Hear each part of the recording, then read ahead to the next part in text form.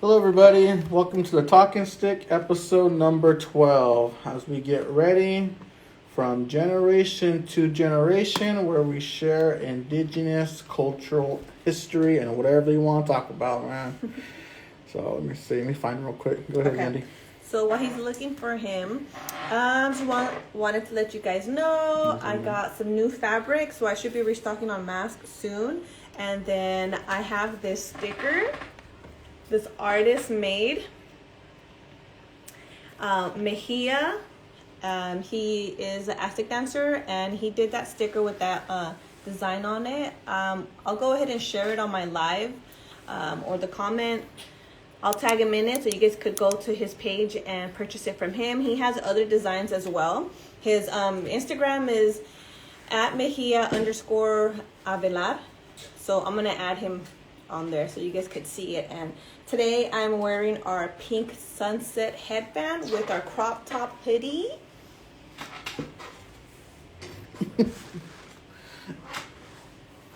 It's chilly in here because this one always having the AC on. So. All these lights in here. It's freaking hot, man. So I'm always freezing. Let's connect with Sage right now. If you guys have any questions, just send us a message or an email. Yep. Go. There he is. Hello, everybody. Hello. Can you hear me? Yeah. Yeah. Okay. A lot of wind in the background. Oh yeah, I'm outside, so yeah. Hopefully it'll be okay. Where you at? I'm actually on the side roof of my studio out here because it's nice and warm. I'm on the roof. Nice. I'm picking up an echo in the background myself. Oh, darn it. Okay, hold on. All right. Okay, does that sound better? Oh, yeah. Yeah, it sounds way better. Good. All right, cool. All right. So welcome in. All right, so let's go ahead and start this off. We're going to introduce ourselves, Sage, and then we can go ahead and speak about you. So I'm Yendi, everybody. I'm Cachiquel on my mom's side, which is in Guatemala. On my dad's side, I'm Mexican. And Johnny Nito from the Tule River Tribe. And today's guest is Sage. And Sage, if you'd like to, go ahead and introduce yourself. Okay, Manahu Iaho Hinani and Sage Andrew Romero. My traditional name is Tuah-Tahi. I'm of the Tovowahamatu Numu, the Big Pine Paiute, and I'm also of the Tuah-Tahi people, the people of the Red Willow, also known as Taos Pueblo. And I'm calling in from Tovowahamatu. This is Big Pine where I'm at, the homeland of my mother, and honored to be a part of this, and thank you for having me as a guest on your wonderful podcast. So thank you. Glad to have you, man. Just a couple mountains over, huh? Yeah, right over the hill. Yep. Like a long drive around the loop. Yeah. They said if we drove across, if we went straight across, it'd be like 20 minutes away. Yeah, that's crazy, man. Yeah, but we got to go around, long way. Yeah, so we do this podcast just sharing indigenous culture and whatever you want to talk about.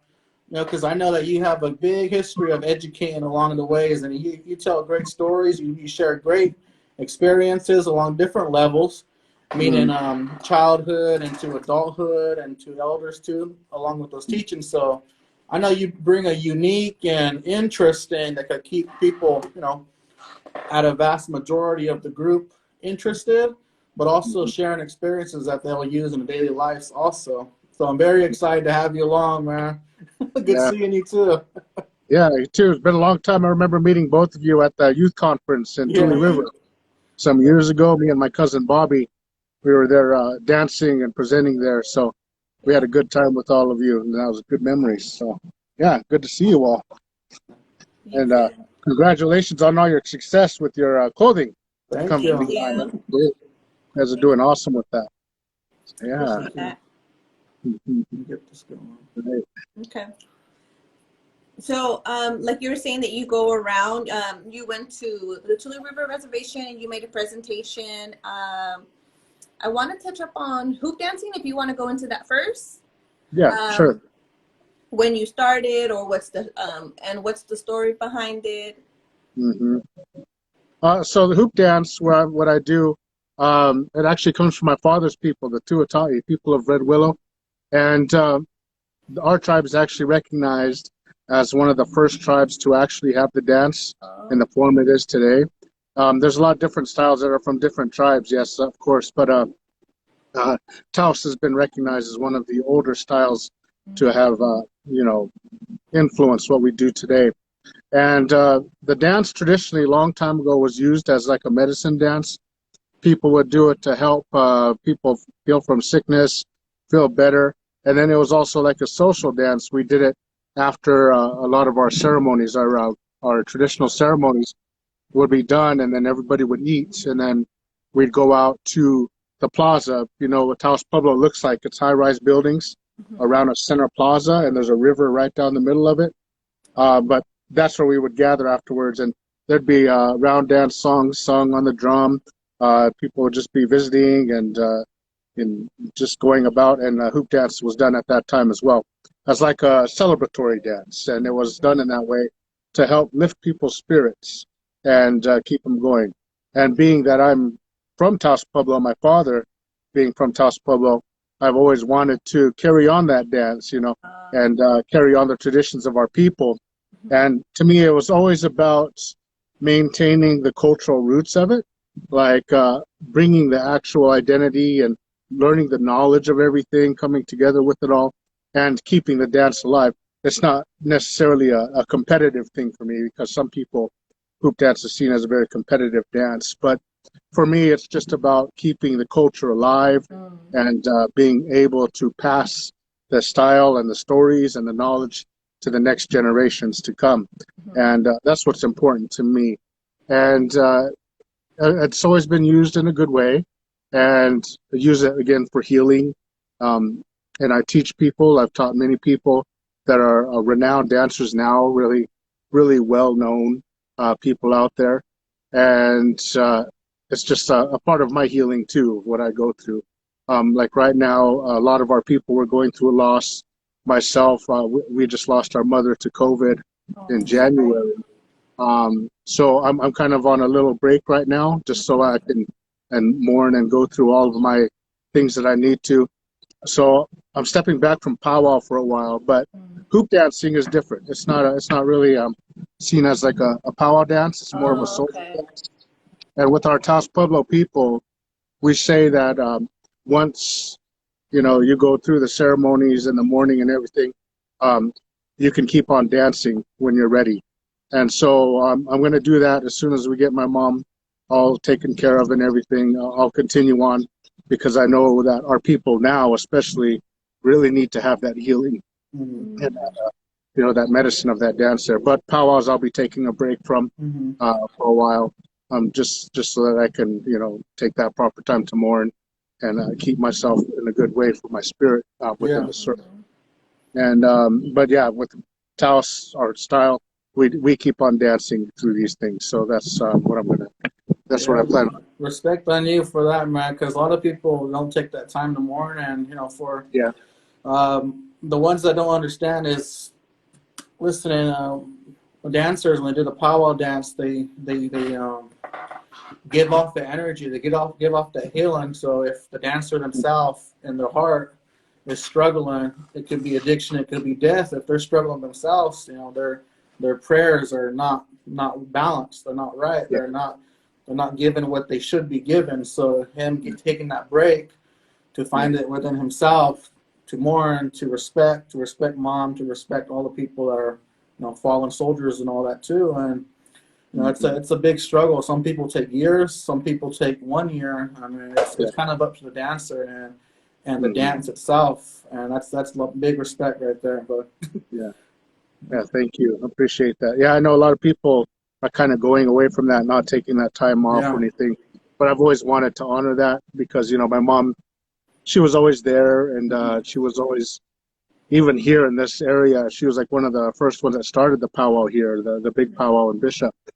So she was on that first committee that started that, and then she was very strong in the culture and everything, and she made all my regalia too. She was seamstress, and so I just want to honor that and give it time to rest, so that my spirit is good and ready when it's time to get out in that circle. And I want to honor that circle and not bring my sadness and all that into it, because that Yes. can affect people watching you.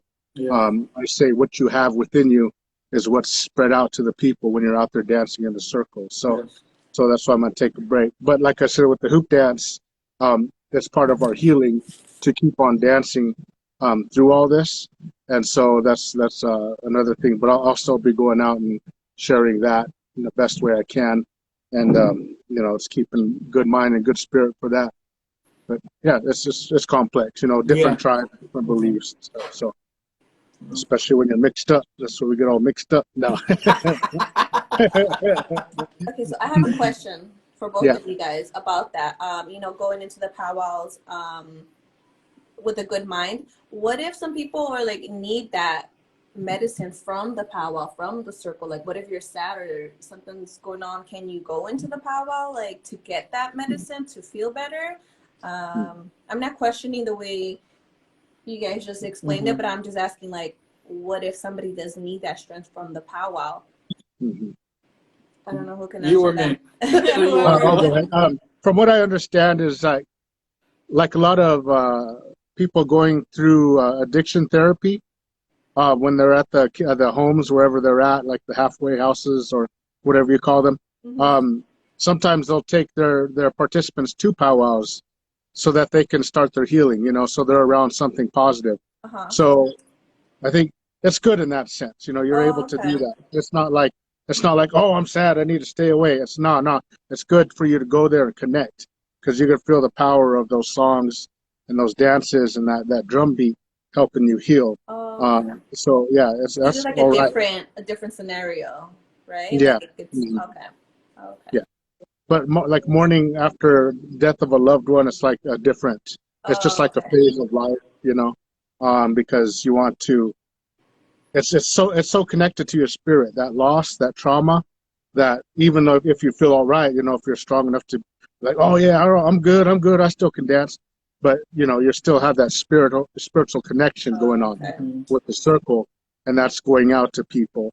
So you want to honor that and give yourself time to rest and heal, and also give that spirit some time to mourn and do what it needs to do. Oh, okay. Whereas, just like I said, people going through addiction and all that, it's good for them to be at the ceremony, the powwow, so that they can reconnect and feel that medicine. So yeah, it's kind of different in that way. Oh, okay. Yeah, and speaking about that, with dancing wise, being in the circle too, it's different styles itself, but along with grass dancing, you got to be balanced, on both sides, and for that prayer, for that healing. And if you're not going to be, praying for someone else, and you're the one that's holding people back, let's say, but they're also helping you. I mean, it's more of a for me. I need you to dance for me because I know that my brothers or my sisters are going to take care of me because we're all together in that circle.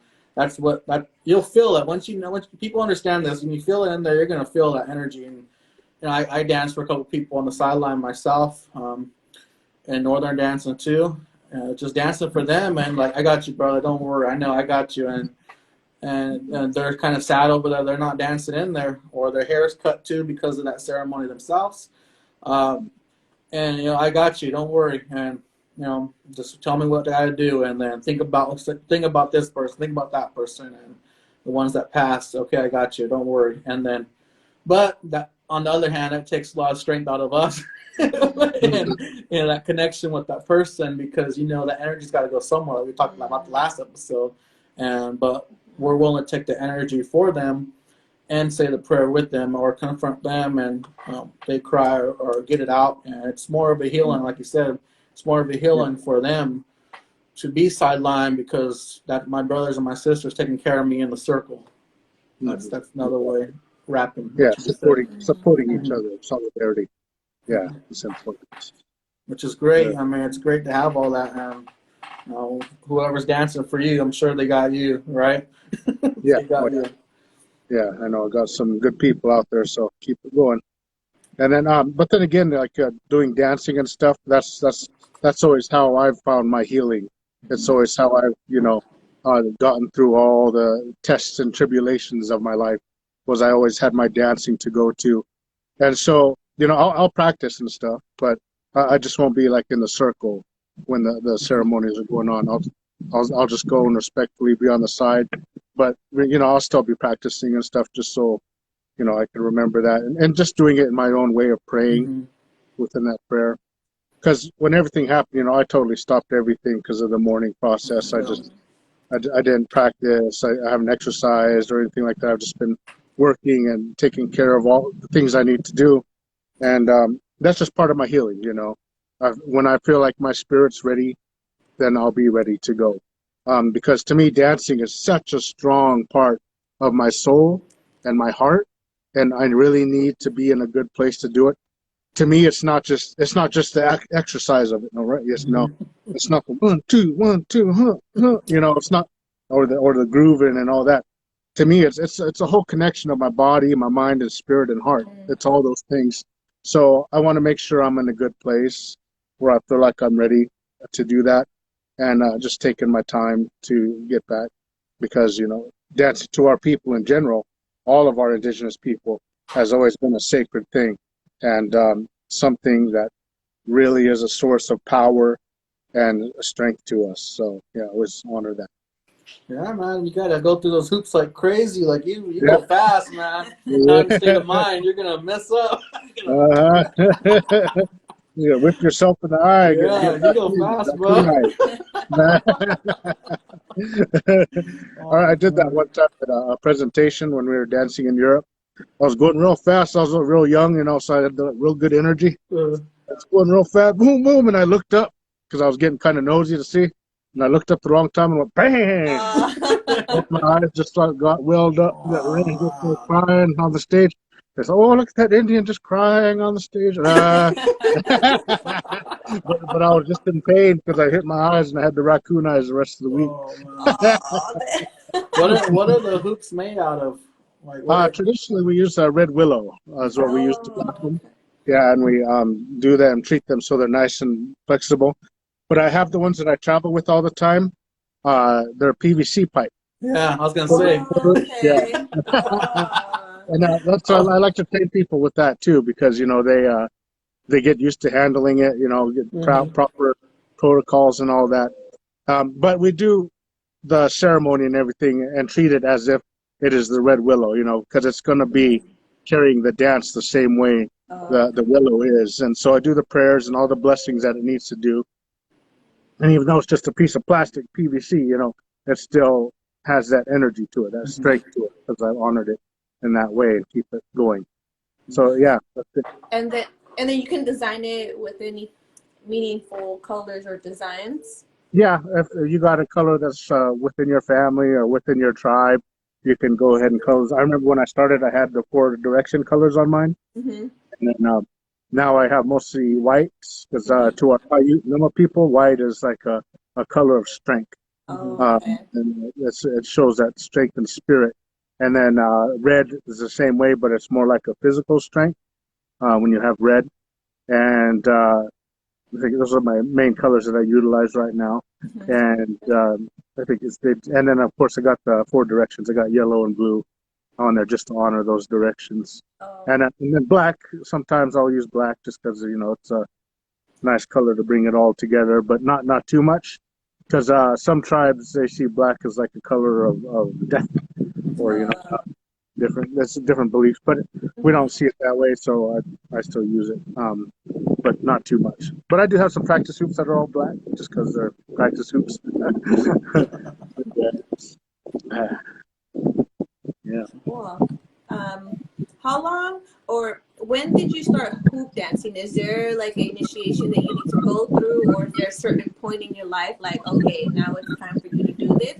Or is it something that you chose to like, I know you said earlier that you wanted to carry it on, but is there like a certain age, or is just open based on your tribe and your traditions, of course? Yeah. Okay. So, like I said, I wanted to start when I was young, but I had to prove myself to my family, because that's like the way of us, because you got to carry the soup dance in a good way, and you got to be like a good person, because you're representing not only your family but your tribe when you're carrying it out there wherever you're going. And because it's such an important dance to our people, we want to make sure that we carry ourselves in a good way. So I had to prove myself to my family, and And so I took the time to like learn my traditional songs, traditional dances before, just to show that I could learn those things. And then from there, before I graduated high school, I started a dance group, which is kind of the core of everything that I do now. And that dance group was like a safe place for our youth to come in the community and practice and learn culture, and be in a secure place that they won't be, abused or anything, or be around any substances, things like that. So I started that, and then just kept it going, learning language and all that. And then eventually, by proving myself, and also sobriety was a big thing of mine. I also wanted to show that I didn't need substances in my life. That'd be drugs, alcohol, smoking, those kind of things that change your mind and change your spirit. I wanted to represent for our young people and show them that that's not something we all need in our lives. It's something that's always taken from our people. It's always caused damage to our people. And especially in the 90s, 80s, we had huge losses of people from substance abuse. And so that was one of my goals, was to show our young people that I didn't want to have that in my life. So sobriety was a big thing. And by doing all that, it was found that we needed to keep on going on that path and just representing. And my family saw that, and they said, okay, well, now is the time for you to start learning. So you got to start representing, keep on that path, but you want to start learning this dance now. And then from there, we'll go on to the traditional way. And I was actually over in Europe at the time when my family kind of carried that on, gave me that responsibility where I could do it. So when I came home, I had to learn and all that stuff. The protocols. And what traditionally you have to do is you're shown the basic routine, or the very basic routine. With our people, it's 5 hoops. And you're going to shown it for 4 days. And then after the 4th day, you have to go out and dance in front of your family and get everything right. You have to nail it. Okay, after that 4 days of practicing. And if you do not get it, they say, okay, it's not your time. You're not ready. You maybe later on, maybe another time, but right now, no. But fortunately, my family did give me the blessing after I did mine. And so from there, I just continued on and beginning developing myself from there and maintaining that identity that I always wanted to prove to our young people in our community by maintaining the learning of language, learning of song, dances, traditions of our elders, all the teachings that they have, and also maintaining my sobriety, not giving in to going out and being part of the party crowd or drinking or smoking or thinking I need to, make my mind go somewhere else, But the dance, like I said, was always a big part of my medicine, and that's where I got a lot of those endorphins, was from all that work from dancing, because I would practice all the time. And of course, you got to take care of yourself physically if you want to be a good dancer. So exercise was always a good thing of mine. Running was a favorite thing of mine to do as well, and all that. But yeah, so those were the tests that my family had to do, and then just getting the approval from my relatives on the Taos side. That was another aspect of it. And then I do talk to the elders over there as well about the protocols and what needs to be done. And from there, they also gave me the right to go out and teach people that want to learn. And so I'm able to do that as well. Like I said before, I've taught many dancers that are out there now that are really well known. And so I'm really honored and glad that I was able to do that, or I am still able to do that. I'm taking this little break right now, but I want to keep that going. And that's the whole purpose of the studio that's behind me here, is so that I have a central place where I can train dancers and, have workshops and maybe have a guest dancer come that really wants to learn. They'll have some place to stay, and we have somewhere to train and all that. But I can show you my grounds that I've been working on here. Okay. Sure. Since I'm outside. But this is the roof that I'm on. Like I said. Oh, you really are on the roof. I thought you were Yeah, I kidding. am on the roof. Okay, let me see if I block the sun. Yeah, I So can see it. Yeah, see our mountains. But that's my house back there with the turquoise lining. But I designed like the whole Cool. ground to be like a campus. See that little pad down there? Yeah. Yeah. That's for our outdoor dance groups. We have dancing out there. And Cool. then this gazebo, that's also for our singers, dancers, when things are going on. I Nice. got all the equipment in there because I've been painting in the studio, so I have everything over there. And if you see way over there, that circle, do you see that little circle? Yeah. Yeah, right there. I can't see my phone because it's so bright. Yeah. Is my head in the way? Oh, no. No, Oh, okay, right. Oh, yeah, there, I think the it's circle. right Yeah. over there. Yeah, right there. Boink. Okay, that's a sand pit. So I train dancers in there to like dance in sand, because when you go to like Nice. gatherings or big times or stuff like that, you dance in the Uh-huh. sand. Uh-huh. So that's a good way to strengthen the legs. And Man, hell Wow. yeah. yeah, and so that's like just straight up sand inside that pit. And then over there's my oven, my traditional oven, the Pueblo oven. I don't know if you can see it. It has the tarp around it. Uh-huh. Yeah, that's that. And then yeah, and there's our mountains. But this is the studio right here. Of course, I'm on the roof. And this is like our parking area. That's where you get the best service at? Yeah, yeah. Like a If my wife, if trimmer style. Uh, my Wi-Fi's been choppy, so I wanted to make sure. Man, I have to go train over there, bud. That sand pit. So yeah, it's like the whole campus, training grounds, and if I want to climb down the ladder, I could show you inside the studio maybe later on. Okay, we'll see if we have time Yeah. to do that. Wow, so you've been doing that for a while.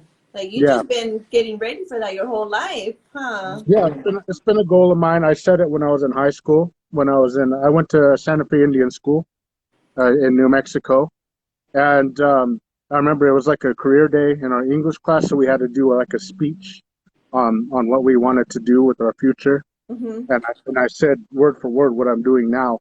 I said I want to first travel the world, sharing our culture, doing cultural exchanges, and then after that I want to come home and create a dance group, and then I want to build a studio where I can teach about culture, teach dancing, and do workshops, and then just be self-sufficient. And then later on down the line, I want to get into more of my arts, so like animation and stuff I've been doing as Yeah. well, Oh, stuff like cool. that too. Then that's for like when I'm older and not really able to get up and Oh. touch the moon. So I could just be like drawing and do all Draw that. yourself moving. Yeah. Animate myself dancing around. Yeah. That's how you gotta do it, man. Yeah. That'll be cool. So yeah, that's what the plan is, and I've stuck to it best I can, and keep on going. A lot to do. Cool. Have you had any challenges with I don't know, any like with sticking to what you're doing now? Have you had any challenges, and if so, like how have you, let's say like sobriety, have you been in a situation, or maybe you just don't hang out with people that drink, or if you do, like how do I say it's like You got it. how do you keep on that path? Yeah. A lot of it is just pure focus, extreme focus, because where a lot of the challenge comes from actually is in the wind's blowing my stuff around. Okay.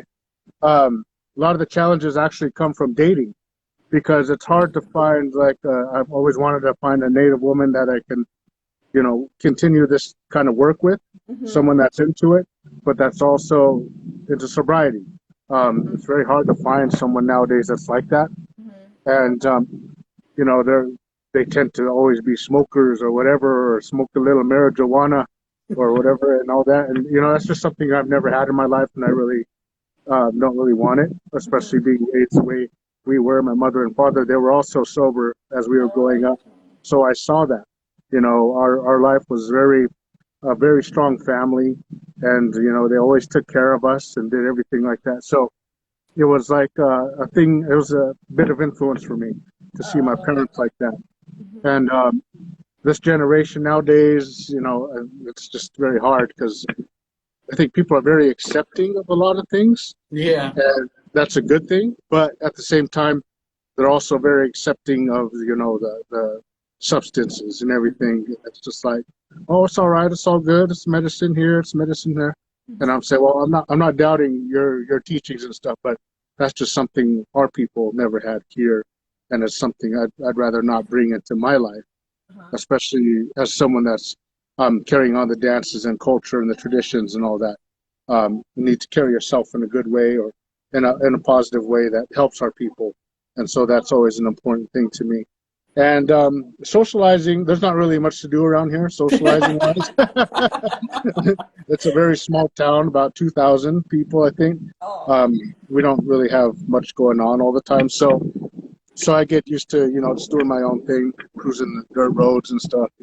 And a lot of it focusing on this work here, working on the studio, or working on my art, and just being by myself a lot. It's taught me to, just focus on what I need to do. I don't really need to go out to the bar and hang out or nothing like that. I've never had need for that in my life, so it's like, and well, plus with COVID, there's not really anywhere to go.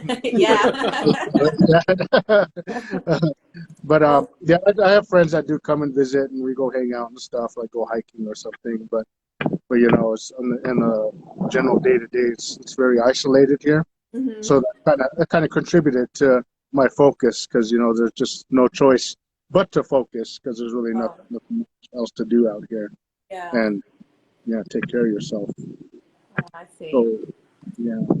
But as for other challenges for the studio and this, I think a lot of it's just like employment stuff, like making the money to do it, and taking care of all the tasks and taking care of the daily bills. It's always kind of, especially now because there's not much work, not being able to travel and do presentations like I normally do. This last year, I had none at all. I've done a few virtual things, but nothing really big. I just been getting by the whole year. So hopefully, with things starting to kind of open up now, maybe we'll start getting back out there to do presentations and stuff. So that's a big possibility. But that's one of the little bit of a hindrance has been from that too.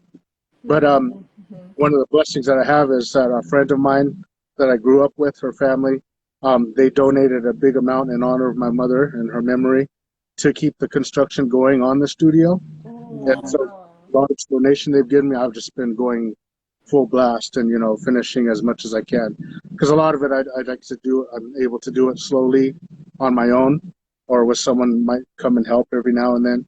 But yeah, with that big donation, I'm able to continue the work on this. And I'm actually planning on doing a honoring ceremony for my mother. I'm going to name the dance hall after her, the Margaret L. Romero Memorial Dance Hall. And I'm planning on doing that at the end of April, after her services are done, her memorial service, her funeral. So I'm going to do like a small get together with family and honor the building, hopefully have it ready by then. And then, just have her name on it. And because she was always there watching, and, she was always supporting everything. And she's a big influence into what I do today, because she helped revitalize our Paiute songs here in the Valley. And she helped create a young woman's dance group. And I watched her doing that when we were growing up. And that really influenced me to be who I am today, because she was really strong in maintaining our cultural identity, our cultural values through song and dance. And so seeing her do all that influenced me directly to be who I am today and do this work. Do you have a donation link or some place we can send donations? Get back to the circle or something? Yeah, I got Venmo. On Venmo, it's Sage-Romero. And then I think PayPal is AkaMya Group at gmail.com. I could send you those links. Maybe we can. Yeah. I'm trying to write it down. I don't know. I got Sage dash or underscore? Dash Romero, and that's on your Venmo? Yeah. Okay. We're going to share those on our post, so that way if anybody wants to donate, it'll be on there. Great. Yeah. That'd be good. And all that donation, it just goes right to the work of the studio and everything, and covering the costs of having to go to the hardware store to get everything and do all getting And supplies. supplies. Yeah. All those trips to I'm Bishop, doing the huh? painting. The what? All those trips to Bishop. Yeah. Hey. Pay for all that gas all the way to Bishop. Actually, the best way to go is go to Ridgecrest because they got double the price up here in Bishop, man. Oh wow. That's crazy. Yeah. Hey, you got to go down there, huh? Yeah. So we got to go a good low distance. Yeah. There's like paint. I had to get a primer paint down in Home Depot a few days ago, and it was like $50 for a 5-gallon. And then I went and got some yesterday up in Bishop, and for the same 5-gallon, it was $138. What the hell, dude? Yeah. So yeah, it pays to shop out of the area. I know that's not a good thing to say, but They're you paying want for to their gas, huh? support your local businesses, but when you're gouging.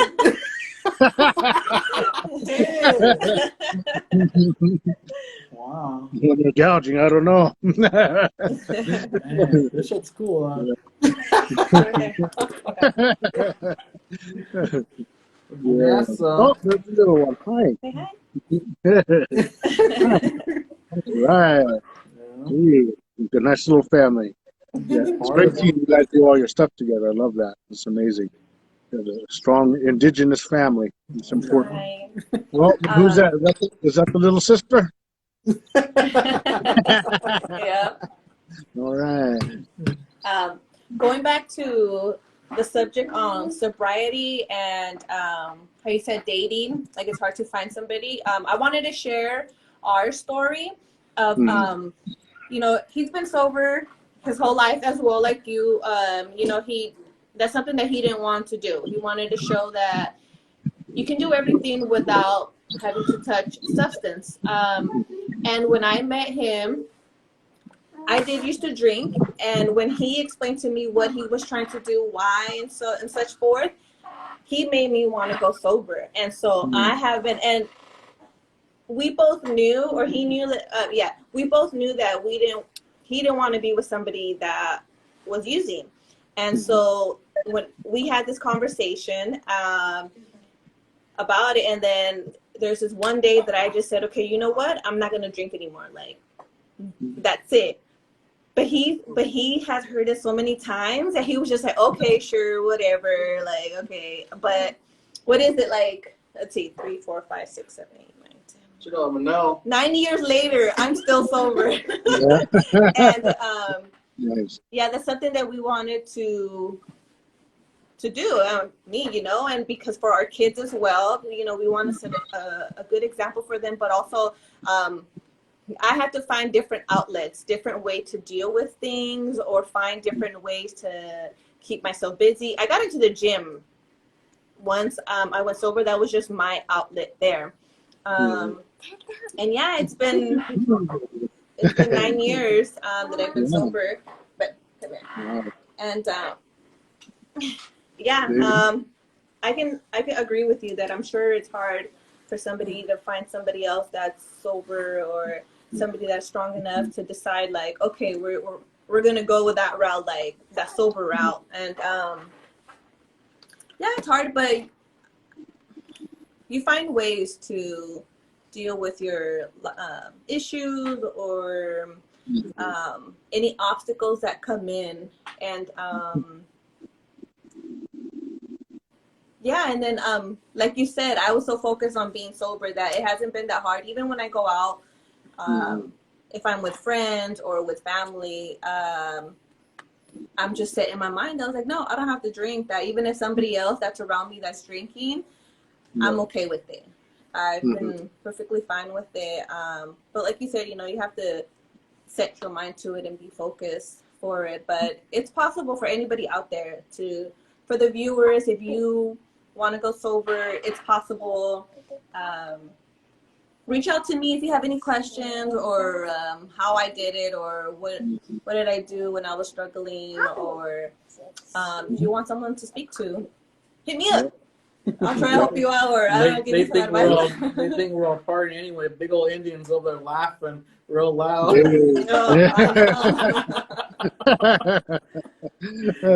don't hang out with small guys, man. We're all big. Yeah. You know, loud. But yeah, that's good to be able to be someone to support like that, because that's really important, especially if someone's making the transition to sobriety. I know they do need a lot of support and stuff. And, you know, I try to listen to people too. I'm not going to be like, "Oh, I don't want to talk to you. You substance, get away from me." No, I don't want to be like that. I'll listen to somebody and, you know, just tell them my story and everything. I can't really tell a story of recovery or anything, but I can tell you the story of what it is to be sober on the daily basis and all that. And it's a crazy thing, because growing up in a Native community and being around the youth groups and stuff, I remember learning that, you know, people didn't really respect sober people that were sober all the time. They only respected the ones that came from recovery, you know, like, Wow. oh, Really? they don't know, you know, they don't know how it is. They don't know this and that. But then the ones that come from recovery, they're like, oh, they'll listen to them. But yeah, it's just like a different mentality that a lot of people have. But you know, I think it's important to recognize the strength in those that are able to maintain the sobriety and see the strength that they have and talk Yeah. to them and not cause that divide, that separation that happens. Because you know, people like to get feisty sometimes, and that was always my problem growing up. People always come up to me like, "Oh, you think you're better than me, huh? Think you're better than Oh, me, huh?" You know, they start doing that damn. whole thing. So it was like, no, this is my life. This is how I choose to live. And, you know, it's just my teachings. It's always been to keep your spirit clean from those things. So that's why Yeah. I've always maintained that sobriety, especially because I wanted to be a dancer and a hoop dancer and everything. I've always wanted to carry myself in a good way. So that was my way to do that. It's hard being around all them addicts, man. Just kidding. No, I grew up all around them, man. They tell some funny jokes, but that's why nothing hurts you on the internet. Because, like, oh, man, I got one, though. I got a joke that'll top this one. Watch this one. Yeah. But yeah, I always treat everybody good, my family and everybody. We're blessed because our family is really big on sobriety. My cousins, they're all sober and everything too, so we've had that. And it's not something that we really had in our area growing up around us, because my uncle's always been sober, my mom, my grandma, dad, Oh, then my wow. cousins. So, you know, we've never really had it around. So it made it nice for us to grow up that way. Yeah. And but my grandma always taught me to be kind to people. You never know what they've been going through or what they Mhm. experienced. So try to be kind as best you can. Be good to people. So like when I see one of our relatives out here that, you know, that partakes, drinks and stuff, I'll still wave at them and acknowledge them. You know, I'm not going to Yeah. go and ignore them and, you know, try to act like I'm better than them, because, you know, we're all in this together. We're all our people. We need to be together. We need to stand together. Right. So that's a really important thing. But, you know, if they ever want to come talk to me about what it takes, you know, then doors are always Mhm. open to them. You want to come, but I just ask that you leave that stuff outside. You know, don't bring it with Mm. you around here, because this is meant to be a place for learning and cultural identity and all that. Yeah, Cool. Don't touch that sand pit, though, man. That's mine now. yeah, I like that, dude. That's cool. yeah. You'll be in there doing push-ups. Yeah, man. Sand sucks to train on. Yeah, Good. Got nothing but red clay up here. yeah. I know. That's why I had to dig it out. I dug it like 3 feet down, and then I Oh, ordered sand and poured sand into it. So it's Cool. pure sand. That's And then the cool. cool thing about it is the more you practice in it, the harder it gets. Yeah, hell yeah. Yeah. So if it's really easy to dance in it, that means I'm not practicing enough. For them. Yeah. Yeah. Um, Yeah. go ahead. Do you have any more questions or subjects you want to speak on? I've gone through mine. all you gone through yours? Mm-hmm. Yeah, so let's talk about a little bit about grass dancing. Mhm. I'm trying to keep it starting level right now. So, what does it take to be, not what does it take, but what does it feel like to be a grass dancer carrying on that legacy? Because it's kind of a difficult dance. You got to go side to side, and Mhm. then that's how you're really dancing like that, right? And if you have Yeah. stories that you could share throughout the powwow circle, Mhm. you know, Yeah, on you, man. so wanting to get into the powwow as a young person, that I always was gravitated towards the grass dance just because of the emotions of it all, and the fact that it's the dance that would start things off. You know, they'd be the first ones out to bless that ground, so that the ceremonies or the dances could happen. Even so, camps could be set up. Those dances were utilized in that way. So I always liked that story, and thought that it would be a good dance to do. Plus, I like the physical aspect of it. You know, being able to move and go low and use your flexibility and stuff like that. And it takes a lot of control too, because you ought to be able to repeat your moves when you do them. You know, you got to do one thing on one side, you got to turn around and do it the other side. So it's also utilizing your muscle memory and your brain, because you want to keep on making that balance about your dance. And the swaying about it is there's just something really good about that motion. Even just like in general, when you think about the physicality of a person, how you're able to move and do those things and keep that rhythm. I thought that was always a really good feeling to have. And when I started dancing, my mom would actually sit outside with me, and I danced in the dark outside in our yard because I was too tame for people to watch. You know, I didn't want nobody to see me. Yeah. So I was learning, and I had to go outside and dance in our yard in the dark. And mom would always sit outside. Dad would come out sometimes. But every night, without fail, we'd be out there with the same little tape. We had tapes back then, cassette tapes.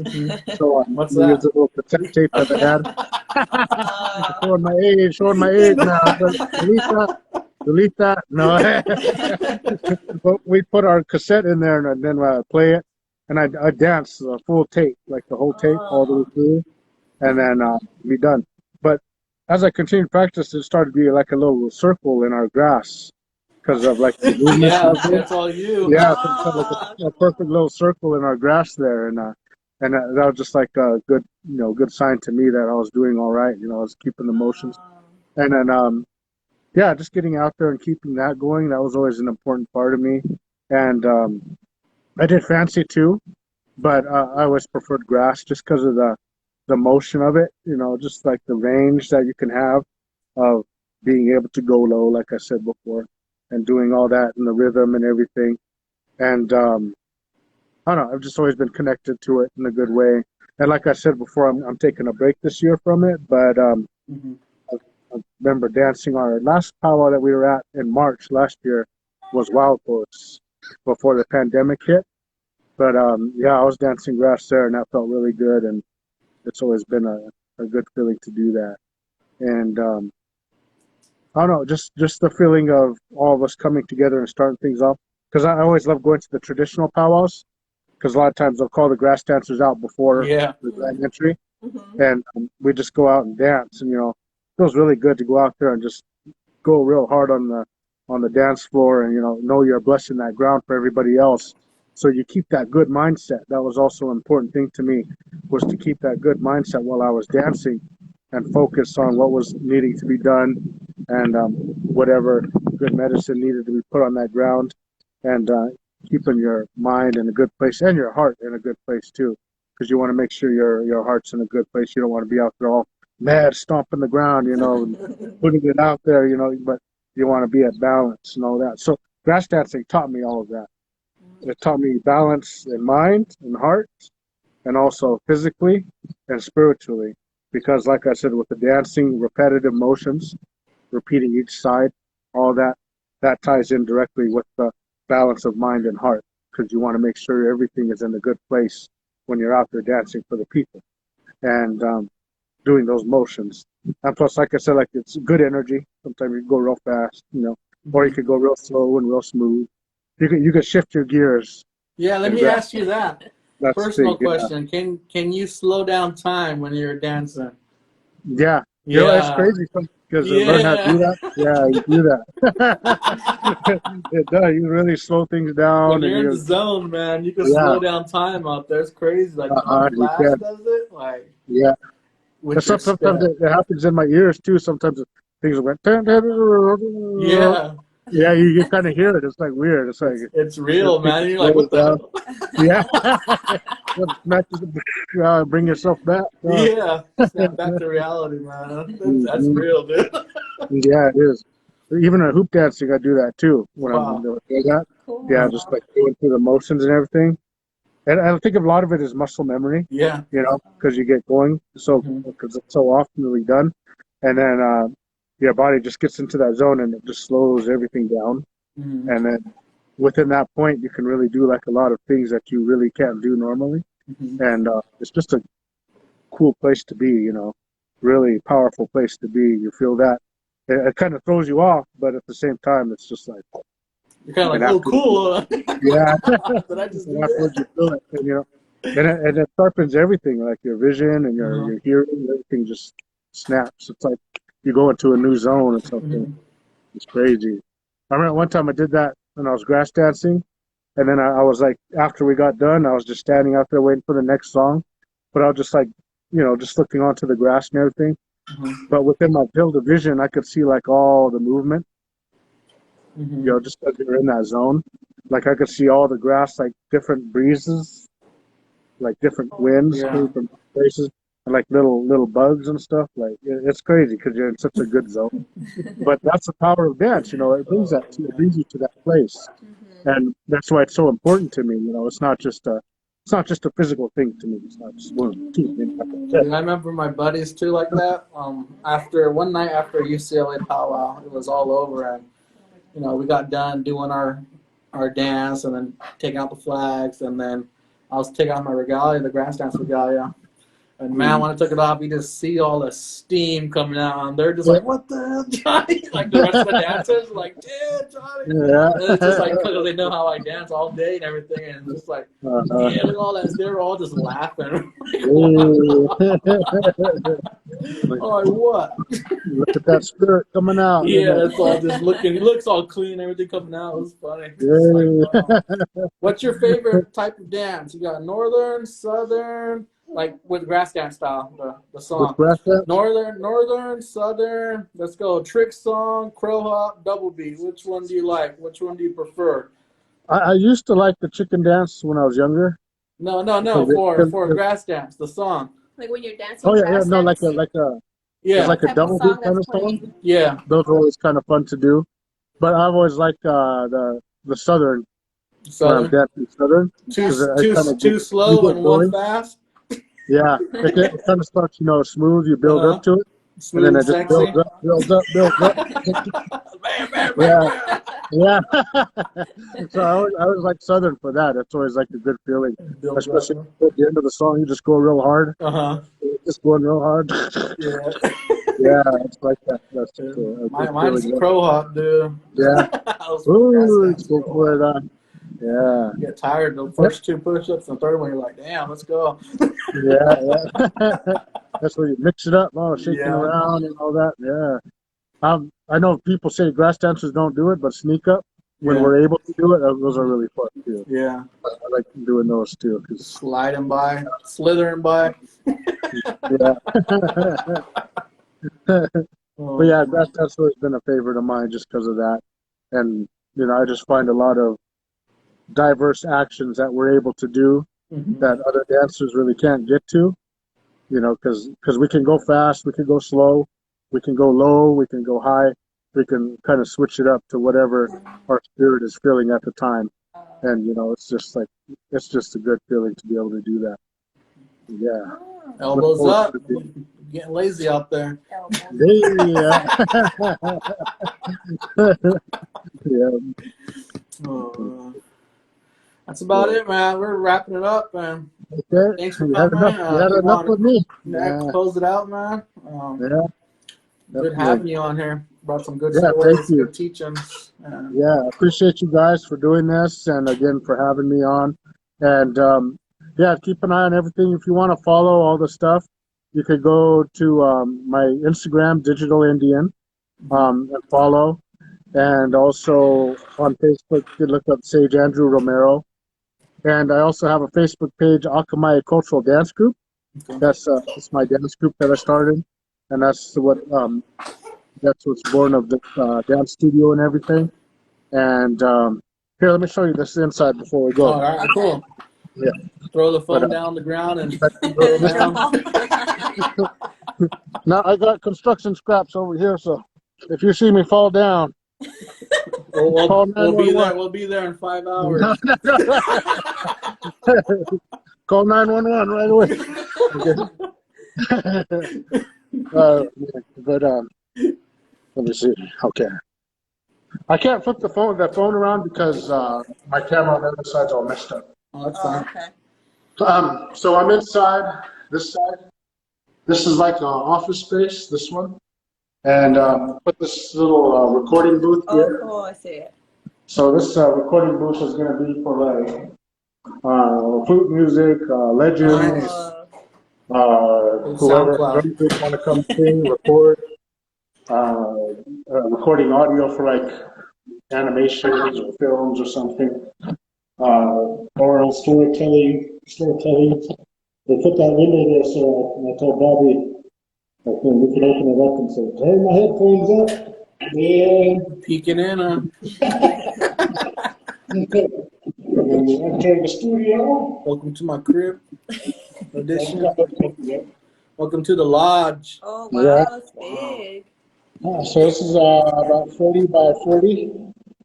There's a mirror right there, Dad's mirror. Cool. And that's actually a projection screen. That's Oh. 30 by Green 20, screen. 30 by 10. And we can actually play movies on there rather than doing like Zoom workshops and stuff in there. Yeah. Nice. And then front door, got a window so people feel comfortable. But again, there's the dance floor. Got a mirror right here. Another room. This is actually a chin-up bar. I just had it covered because of the painting. Yeah. And then this is a weight room, but I have all the construction now in here. So yeah, I got the weights. You see the weights a little bit. Here it is. I don't know if you can see. Is it dark? No, we can see. Yeah, we got, yeah. Yeah, so I got like a lot of weight rooms and stuff. Yeah. And then my equipment.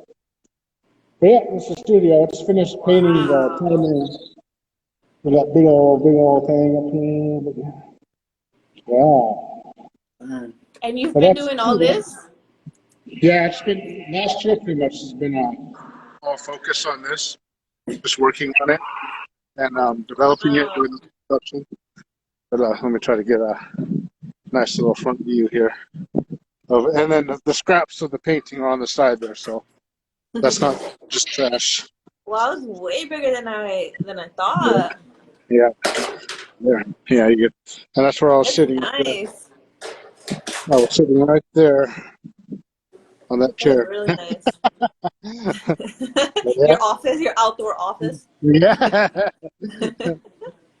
But yeah, so that's it. That's what's going on here. So we'll but thank go ahead you and, for letting me share and be a part of this. of course, thank you for joining us. We Here. appreciate it.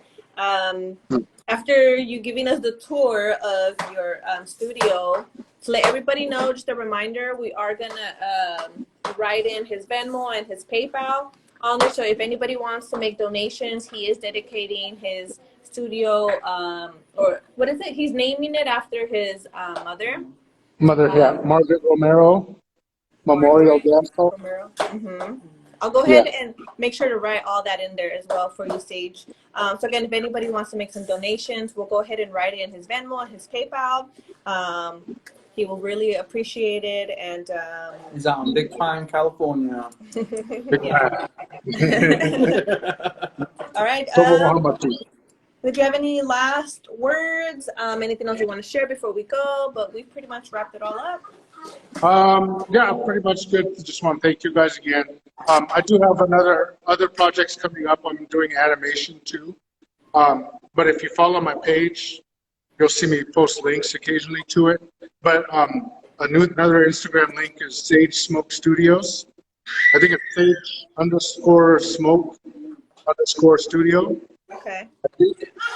But yeah, I'm just posting my animation on that. And it's also on TikTok. I'm sharing okay. my clips. the videos and stuff like that. So that's Send the it big all to us. process. Just send it in the message, and then DM. we'll make sure to add them all for you. Okay, great. You can go ahead and follow. Okay. Well, thank you, everybody, for joining in. Thank you, Thank guys. you. All right.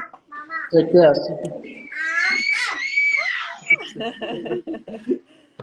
Jackson all around. All right, guys. That was episode number 12 with Sage Romero. Hope you liked it. Thank you, guys. The kids are getting wild, ready to go to the park. We saw. Bye.